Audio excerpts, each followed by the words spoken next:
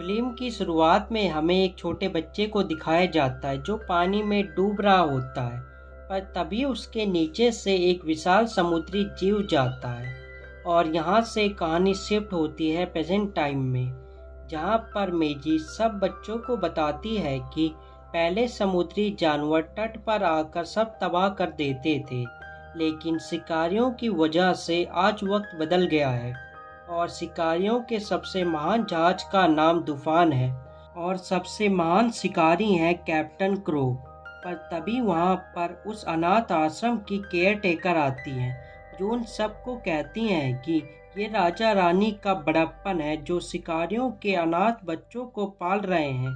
ये कहकर वो वहाँ से चली जाती हैं। तो उनके जाने के बाद मेजी भी उस जगह से भाग जाती है और समुद्र में हमें शिकारियों के सबसे महान जहाज तूफान को दिखाया जाता है, जो समुद्र के सबसे बड़े राक्षस रेड बस्टर का शिकार करने जा रहे होते हैं। और वहीं पर वो लड़का भी होता है जो मूवी की शुरुआत में समुद्र में अकेला बचा होता है, जिसका नाम अब जेकब होता है। तो वो कैप्टन के पास जाकर बताता है कि हमारे सामने रेड बस्टर है। तो ये सब उसकी तरफ जाने लगते हैं, पर तभी कैप्टन को बताया जाता है कि उनके पीछे शिकारियों का एक और जहाज है जिसके ऊपर एक राक्षस हमला कर रहा है। तो इसलिए ये भी उसकी मदद करने चले जाते हैं।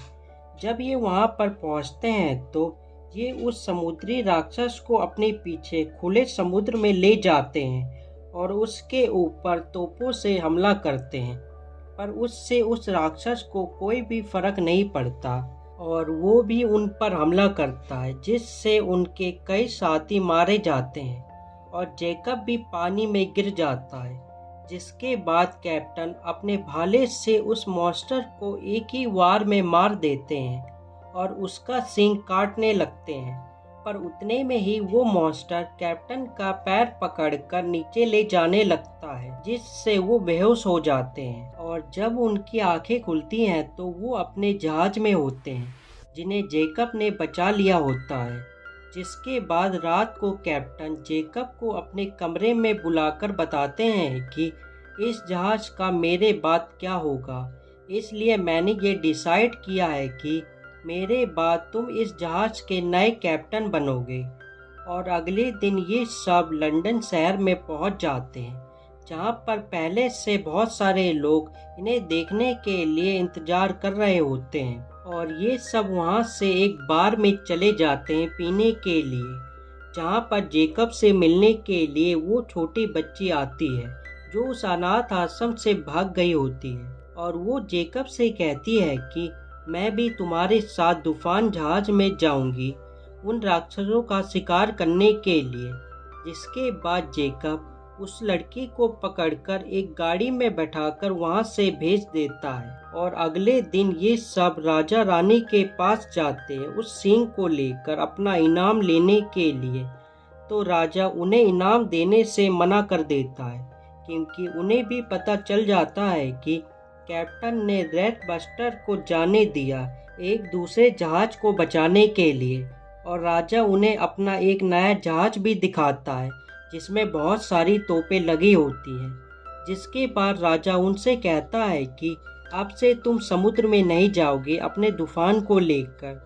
तो जेकब के कहने पर उन दोनों जहाज़ों के बीच में एक मुकाबला होता है कि कौन सबसे पहले रेड बस्टर को पकड़कर लाएगा। जिसके बाद ये सब वहाँ से निकल जाते हैं रेड बस्टर का शिकार करने के लिए। जब ये पीने के लिए अपना ड्रम खोलते हैं तो उसके अंदर मेजी होती है जो छुपकर वहाँ पर आ गई होती है।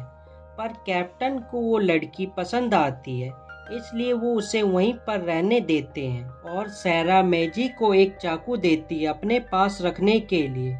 और बाहर कैप्टन जब जेकब के साथ बातें कर रहे होते हैं तभी उन्हें पानी में रेड बस्टर दिखता है, इसलिए ये सब उसके पीछे जाते हैं उसे मारने के लिए और अपनी तोपों से उसके ऊपर हमला करते हैं। पर उससे उसे कोई भी फर्क नहीं पड़ता, इसलिए ये सब उसके शरीर में भाले मारते हैं जो रस्सियों की मदद से जहाज से जुड़े होते हैं।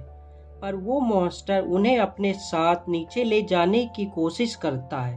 तो उससे पहले वो उस जहाज को अपने साथ नीचे ले जाता, मैजी उन रस्सियों को काट देती है कैप्टन के मना करने के बावजूद, जिससे वो जहाज सीधा हो जाता है। पर मैजी और जेकब पानी में गिर जाते हैं। तो कैप्टन जेकब से कहता है कि तुम मैजी को मेरे पास लेकर आओ, मैं इसे मार दूंगा।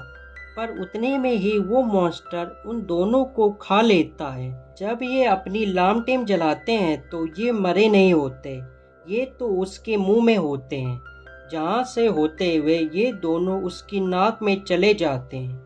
और कुछ देर बाद वो मॉन्स्टर उन्हें एक टापू के किनारे छोड़कर वहाँ से चला जाता है, जिसके बाद ये रात को वहीं पर आराम करते हैं। और मैजी जेकब से कहती है कि अगर ये मॉन्स्टर उतने भी बुरे नहीं होते जितना हम सोचते हैं तो हम इन्हें मारना छोड़ सकते हैं।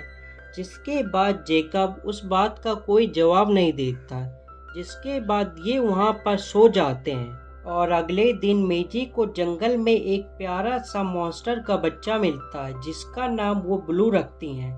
पर वहाँ पर जेकब आकर उस मॉन्स्टर को भगा देता है और मैजी को लेकर वहाँ से जाने लगता है अपनी बोट में बैठाकर।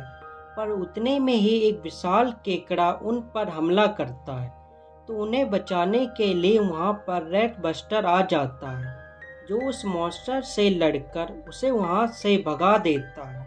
जिसके बाद मैजी उस मॉन्स्टर से कहती है कि हमें अपनी पीठ में बैठाकर एक दूसरे आइलैंड तक छोड़ आओ। जिसके बाद रेड बस्टर उसे अपनी पीठ में बैठाकर उन्हें घर ले जाने लगता है। तो मैजी जब उसके ऊपर वो भाले लगे हुए देखती है तो वो उन भालों को उसके शरीर से हटाना शुरू कर देती है। और दूसरी तरफ हमें कैप्टन को दिखाया जाता है, जो उस आइलैंड में आ जाता है उनसे मदद मांगने के लिए। तो वो बूढ़ी औरत कैप्टन को एक हथियार देती है, जिसमें बहुत सारा जहर लगा होता है, और ये उसे कहती है मौत की लोरी, पर बदले में वो उसका सब कुछ ले लेती है। तो रेड बस्टर के ऊपर हमें मैजी को दिखाया जाता है, जो जेकब को अपनी किताब दिखाकर पूछती है कि कभी किसी मॉन्स्टर ने टापू में आकर इंसानों को खाया है। तो जेकब उससे कहता है कि ये सब झूठ है। पर तभी वहाँ पर तूफान आ जाता है, जिससे बचने के लिए ये दोनों रेड बस्टर की नाक के अंदर छुप जाते हैं। और कुछ देर बाद रेड बस्टर उन दोनों को लेकर पेपर आइलैंड में पहुँच जाता है। जब वो उन्हें छोड़कर वहाँ से जाने लगता है तो उसे टापू के दूसरी तरफ कुछ आवाज़ आती है। जब रेड बस्टर वहाँ पर देखता है तो वहाँ पर राजा रानी का तोपों से भरा हुआ जहाज होता है। तो मैजी के मना करने के बावजूद भी रेड बस्टर उस जहाज को तबाह करने के लिए वहाँ पर चला जाता है, जिससे मैजी भी घायल हो जाती है। और रेड बस्टर उस जहाज को पूरी तरह से तबाह कर देता है। पर तबाह करने के बाद जब रेड बस्टर उनके पास आता है तो कुछ दूर पर रेड बस्टर को कैप्टन का तूफान जहाज दिखता है, जिसे तबाह करने के लिए रेड बस्टर उसके पास जाने लगता है। जब वो उसके पास पहुंचता है तो कैप्टन अपने हथियार को उसके ऊपर चला देता है, जिसके कारण रेड बस्टर बेहोश हो जाता है। तो कैप्टन रेड बस्टर को बांधने के लिए कहता है कि हम इसे अपने साथ राजा रानी के पास ले जाएंगे। पर उतने में ही मैजी और जेकब एक बोट में बैठकर वहां पर आते हैं। और वहां पर आकर जेकब कैप्टन को अपनी पूरी कहानी सुनाता है, पर कैप्टन उसकी बात में विश्वास नहीं करता। और कुछ समय बाद ये सब लंदन शहर में पहुंच जाते हैं राजा रानी के पास उस राक्षस को लेकर, जिसे देखने के लिए वहां पर बहुत सारी भीड़ भी आई होती है। जब राजा रानी उस राक्षस को देखते हैं तो वो उससे बहुत खुश हो जाते हैं। पर कैप्टन रेड बस्टर को मारने के लिए उसके ऊपर चला जाता है। तो वहां पर जेकब आकर उसे रोकने की कोशिश करता है, पर कैप्टन ज्यादा ताकतवर होने के कारण जेकब को मारकर वो पानी में गिरा देते हैं।